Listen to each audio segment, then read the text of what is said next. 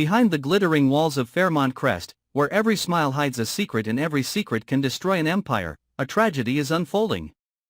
Tomas once believed he could love two women without paying the price: a Kat, who loved him with her heart, and Eva, who held him with her power. But when both revealed they were carrying his child, Tomas's world shattered, not just under the weight of guilt, but beneath a storm of ambition ready to consume them all. In a mansion where every room holds a lie, a new war begins. Who will become the mother of the Dupree heir, and who will be erased from history forever? The echoes of what had been hidden beneath weeks of tension and whispered suspicion now tore through every marble wall and gilded hallway. Tomas had believed he could keep control, that the delicate balance between his loyalty to Kat and his magnetic, toxic connection to Eva could remain unexposed if he simply kept moving, kept pretending, kept convincing himself that time would make the choice for him. But time betrayed him. It waited until both women had crossed the same line he drew in secrecy, until the fragile illusion of distance collapsed under the same pulse that now grew within them. Kat's trembling confession struck first, a quiet devastation wrapped in heartbreak. She had loved him from the start, not for power, not for the Dupree name, but for the parts of him that looked like redemption. Then came Eva, fierce and calculating, armed not with shame but triumph, holding the same truth like a weapon meant to wound. She wanted the world to know, wanted the Dupree family to choke on the scandal, wanted Kat to suffer the humiliation of knowing that love had been turned into betrayal. The mansion became a battleground of silk and steel, where emotions clashed like storms disguised in elegant composure.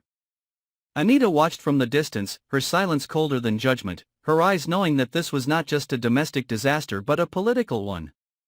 A pregnancy from either woman could shift alliances, control inheritance, and redefine the future of the Dupree estate. Tomas, once the heir apparent to balance and charisma, was now the epicenter of chaos he could not contain. Every past decision replayed in fragments: the night he promised Kat stability, the afternoon Eva seduced him with power disguised as comfort, the moments when guilt had become background noise to ambition. Now it all collided in a single truth neither could deny. Kat, with her tears and quiet desperation, represented everything pure he had already tainted. Eva, with her defiance and pride, represented everything dangerous he could never fully walk away from. When both women faced him in the same room, their secrets no longer separate but entwined, Tomas felt his world narrow to a breath. The room seemed smaller, the air thicker, as if fate itself refused to let him escape the reckoning he had summoned. Outside, the world of Fairmont Crest moved as always. Servants whispering, journalists waiting, alliances shifting, but inside that house, something irreversible had begun. Both lives now carried a part of him, and whichever future he chose, destruction would follow. It was not a question of who would win, it was a question of who would survive. The news spread through Fairmont Crest like wildfire, consuming every whisper, every plan, every fragile illusion that the Dupree family had built to appear untouchable. What began as a private catastrophe quickly became the family's most public disgrace. Anita's fury was not loud, it was precise, surgical, and devastating. She didn't scream, she strategized. To her, Tomas's recklessness was not only a personal failure but a political liability that could unravel decades of control. She knew the press would feed on this scandal, and the investors who once praised the Dupree name for its unity would now taste blood. Yet the true danger was not in what the outside world saw, but in the storm brewing inside the mansion walls. Kat, broken yet resolute, began to see her pregnancy as both curse and shield. She no longer wanted forgiveness from Tomas, she wanted justice. Her tears hardened into purpose, her silence into a weapon of endurance. She understood that every glance from the Dupree elders now judged her worth not as a woman, but as a vessel carrying a potential heir. Meanwhile, Eva reveled in the chaos she helped ignite. Her smirk became the symbol of defiance, her every move calculated to push Kat further toward emotional collapse. Eva had always wanted more than Tomas's affection, she wanted his name, his power, and the throne that came with being seen as the one who conquered both man and dynasty. Now, with her own pregnancy confirmed, she wielded it like an empire in her womb. Tomas moved through the aftermath like a ghost of his former self, his charm replaced by exhaustion, his confidence eaten away by guilt. Every corner of Fairmont Crest reminded him of the lies that bound him to both women. His attempts to mediate only deepened the divisions. Kat refused his presence, retreating into a quiet war of dignity, while Eva weaponized her condition to gain influence within the family's inner circle. Rumors began to leak, intentionally, of course.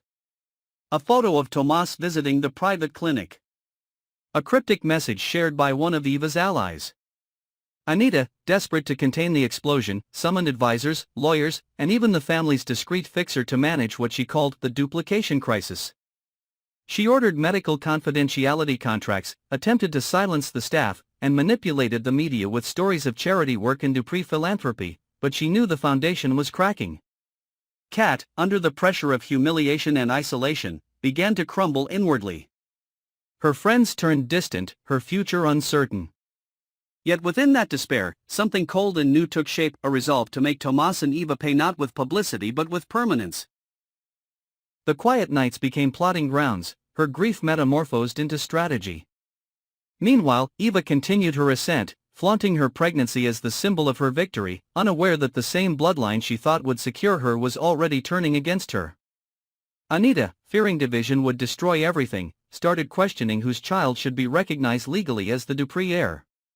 She contemplated deals, betrayals, and even manipulation of medical records to secure control.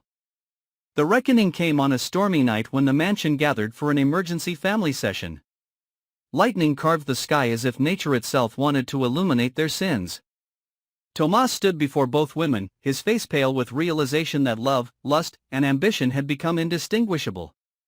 Kat's gaze burned with the quiet strength of someone who had lost everything but her truth. Eva's posture radiated power but trembled with the first hint of fear that she might not have one after all. Anita's voice, low and measured, cut through the noise of rain and accusations. She declared that the family's survival demanded one sacrifice, one truth buried, one name erased. No one spoke after that, but everyone understood the message. One woman would be erased from the record, her child hidden or discredited, so that the Dupree legacy could survive untarnished. When the meeting ended, the storm outside had not yet passed, and neither had the one within them. Kat left without a word, her hand on her abdomen, her heart replaced by vengeance. Eva retreated to her wing of the mansion, shaken by a fear she could not name. Tomas stood alone in the foyer, watching his reflection blur in the marble floor as thunder echoed above. He had become both father and destroyer, trapped in a destiny that offered no redemption. By morning, the tabloids would feast, alliances would shift, and one of the two unborn heirs would disappear before they ever took their first breath. The Dupree legacy would endure, but its soul had been sold. When the lights dim over Fairmont Crest, the silence that follows is never peaceful. It is the kind of silence that hums with unfinished wars, with hearts still bleeding behind designer doors, with ghosts of choices that can no longer be undone. Tomas became a shadow of the man he once was, wandering through the marble corridors of his family's empire like someone searching for forgiveness that doesn't exist. Every photograph on the walls reminded him of what power costs, of how easily love can be transformed into strategy, and of how one heartbeat, multiplied by two, can destroy the illusion of control he once wore so perfectly. Kat's pregnancy changed her more than anyone expected. The innocence that once made her the family's moral anchor turned into something colder, sharper. She learned to navigate the labyrinth of whispers and manipulation that defined the Dupree world, and for the first time, she stopped being afraid of losing Tomas. She began to understand that his downfall might be her redemption. Late at night, she would stand on the terrace, hand resting over her stomach, staring into the distant city lights, promising herself that her child would never grow up in the shadow of betrayal. And yet, deep down, she knew that even that promise was born from pain, that her love for Tomas, no matter how broken, would forever stain her sense of justice. Eva, on the other hand, became everything the tabloids accused her of and more. Her pregnancy became her crown. Her press appearances were carefully curated, her wardrobe symbolizing triumph and control, her every gesture designed to remind the world that she'd not had won. But victory is fragile when built on vengeance. Behind her confident smile, Eva was unraveling. The Dupree elders began to distance themselves, the investors she charmed began to retreat, and the man she fought for no longer looked at her with desire, only exhaustion. She had turned love into a battlefield and discovered too late that no one truly wins in a war of pride. The cracks in her confidence widened each time she heard Tomas's name spoken with pity instead of admiration. What she thought was dominance was simply desperation wearing a beautiful mask. Anita, the matriarch, watched it all with a terrifying stillness. She had seen empires fall before, but never from within her own bloodline. She convened meetings behind closed doors, discussing inheritance adjustments, press containment, even the possibility of removing Tomas from the line of succession temporarily, not to punish him, but to protect the family's image. To her, emotion was a luxury they could no longer afford. She loved her son, but she loved the Dupree legacy more. In her world, sentimentality was weakness, and scandal was a disease that had to be cut out before it spread. Yet, even she could not stop the slow collapse of everything she built.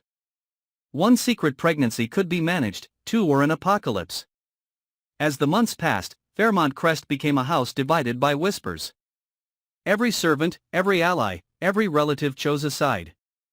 Rumors circulated that one of the pregnancies was fake, that medical results had been tampered with, that someone within the family had paid a doctor to rewrite reality.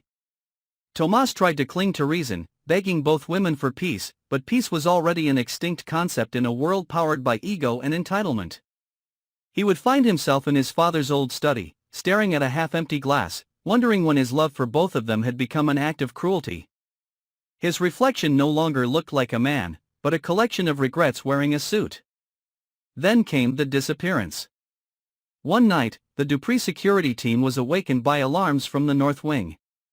Eva's private suite was left open, her medical charts missing, her phone abandoned by the pool. Within hours, Kat's condition worsened mysteriously, forcing an emergency transfer to the family clinic.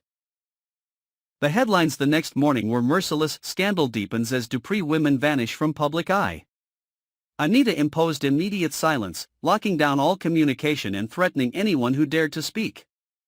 Tomas searched for answers but found only rumors, that Eva had fled with the help of someone inside the family, that Kat's health crisis was no accident, that someone had decided one child was expendable.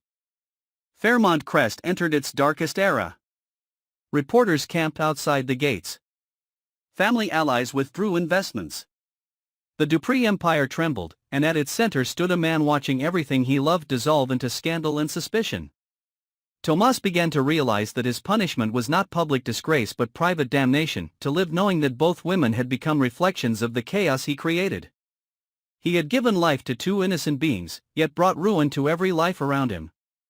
The gates that once symbolized protection now felt like a prison, closing tighter each day. Months later, when the dust finally settled, the world learned only fragments of the truth. Eva resurfaced in another country, under another name, her pregnancy shrouded in mystery. Kat recovered, but her child did not survive. The official story spoke of complications, but whispers inside the mansion told something darker, that the truth had been rewritten to preserve the Dupree legacy. Anita restored order, the press moved on, and the family portrait was once again perfect to the outside eye. But perfection is an illusion bought with silence. Tomas sat alone in the drawing room, the same place where it had all begun, surrounded by portraits of ancestors who had also traded morality for power. He finally understood what it meant to be a Dupree, to smile for cameras while burying truth under marble floors. As the camera fades, the mansion stands still under the setting sun, beautiful yet haunted. Somewhere inside, a phone vibrates, lighting up with an encrypted message and ultrasound image marked with a name no one recognizes. It's the beginning of another storm, a reminder that secrets never die at Fairmont Crest. The legacy continues, not as a story of triumph, but as a warning: in the world of beyond the gates, every heartbeat comes with a price, and no one, not even the unborn, is free from the sins of the living.